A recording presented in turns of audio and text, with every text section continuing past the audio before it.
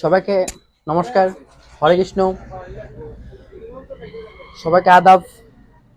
সবাই ভালো থাকবেন এই প্রার্থনা করি। আজ উসমানী মেডিকেল গেছিলাম, কিন্তু অনেক ভালো লাগে, তাদের চিকিৎসা অনেক ভালো লাগে, তাদের আছে বাবা, তারা অনেক সুন্দর করে বোঝায়। কিন্তু কিছু কিছু যারা রুগী মেনটেন করে ঢোকা, তারা অনেক সময় টাকা চা, ভাই নাস্তা করার টাকা দেন, যে আপনাকে আগে দিব সিরিয়াল। তখন অনেক কষ্ট লাগে, যারা সরল মানুষ তারা অনেক টাকা পয়সা দিয়ে দেয়, 100 টাকা 50 টাকা দিয়ে দিয়ে দিয়ে তারা আগে চলে যায়। কিন্তু বিষয় সব থেকে কষ্ট লাগে এটাই, যারা গ্রাম থেকে আসে তারা তো এটা বুঝে না। এরা মনে করে ঠিকই আমাকে আগে সিরিয়াল দিবে, দিয়ে আমাকে আগে মানে আগে ঢুকাই দিবে। কিন্তু এগুলি তো এরা সরকারি চাকরি করতেছে, তারপরে তারা ইনকাম মানে সরকারি চাকরি জন করে, তারা বেতন পেতেছে, কিন্তু এরা গরিব ঠকাইয়া এরকম ভাবে করে। তখন আমার খুব কষ্ট লাগছে তারা দেখে। তো আমি অনেক চেষ্টা করছি, বুঝে অনেক, যে আপনি এরকম করেন কেন? 50 টাকা 100 টাকা আপনি নাস্তা খাওয়ার জন্য বলেন, কি আপনি তো বেতন পাচ্ছেন, তো কেন আপনি একজন গরিব মানুষকে ঠকাচ্ছেন?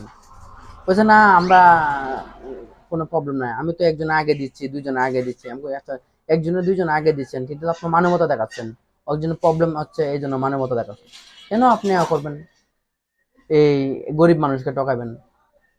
আর আজকে দুইটা সিস্টারকে দেখছি, খুব ভালো। তাকে তাদেরকে দেখে আমার সিলেক্ট করার ইচ্ছা হচ্ছে।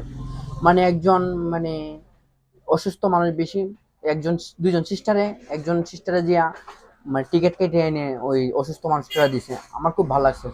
তখন আমার অন্তর থেকে তাদের প্রতি শ্রদ্ধা হয়েছে, যে আসলে তারা এত বেশি বয়স না, তারপরে তারা ডাক্তারি কি নার্স তারা পড়তেছে। কিন্তু খুব ভালো লাগছে যে তারা এত বিশেষভাবে যে তারা করলো, মানবতা দেখাইলো, যে একজন অসুস্থ মানুষকে তারা টিকিটটা এনে দিল। খুব ভালো লাগছে তাদেরকে।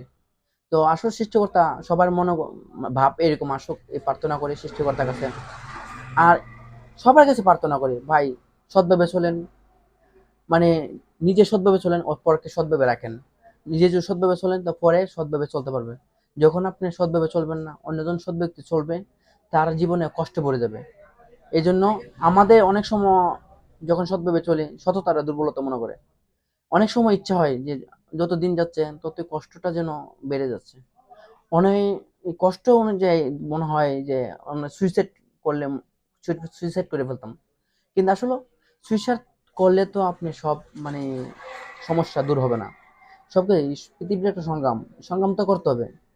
সৎভাবে চলেন, সৎভাবে নিজে চলেন, ও সৎভাবে আপনি পরকে চলবার করেন। মানে কি বলবো, যদি আপনি নিজে সৎভাবে চলেন, তো পরকে সৎভাবে আপনার উৎসাহ দিতে পারবেন।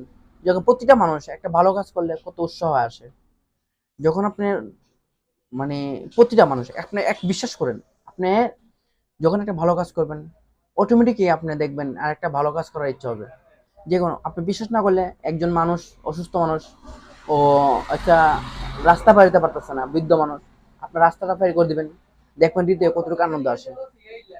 আর একজন মানুষ অ্যাক্সিডেন্ট করে পড়েছে, তাকে আপনি ধরে দেখেন, দেখে তাকে হেল্প করে আপনি একটু দেখেন কতটুকু আনন্দ আসে। আসলে হেল্প জীবনে যত মানুষের করবেন, ততই আপনার হৃদয়ে আনন্দ আসবে, ততই আপনার হৃদয়ে সততা জেগে উঠবে। তো আমি এটাই আপনাদের কাছে অনুরোধ করি, যে আমরা প্রতিটা মানুষই এগুলো কর্ম করি, প্রতিটা মানুষই কিলাম আমরা করি, যতটুকু পারি, আমরা দেখেন আমাদের কোনো ইনকাম করি, প্রতিটা মানুষই আমরা ইনকাম করতেছি সংসারের জন্য, বিশেষ করে পরিবারের জন্য। কিন্তু আমরা যদি অবৈধ টাকা পয়সা ইনকাম করি, এই টাকাগুলি কোনো কাজে লাগবে না, আমাদের সন্তানের জন্য রেখে যাবো, এই সন্তানে আমাদের অপচয় করবে, অত আপনি মদ খেয়ে ফেলবে, না হলে আপনি উল্টা পাল্টা নষ্ট করে ফেলবে। কিন্তু যদি আমরা সৎভাবে যদি টাকা রেখে যাই, যখন একজন প্রতিবেশী বলবে তোমার বাবা খুব সততা ছিল, খুব সৎভাবে ইনকাম করতো, তখন আপনার প্রতিবেশী যখন আপনার ছেলেকে বলবে, তখন বলবে আমার বাবার এত প্রশংসা আমার এলাকার মানুষ আমার সবাই করে, তখন আমার অবশ্যই আমি আমার বাবার মতো হইতে হবে, আমি সৎভাবে চলবো, আমি মানুষের পরোপকারী হবো।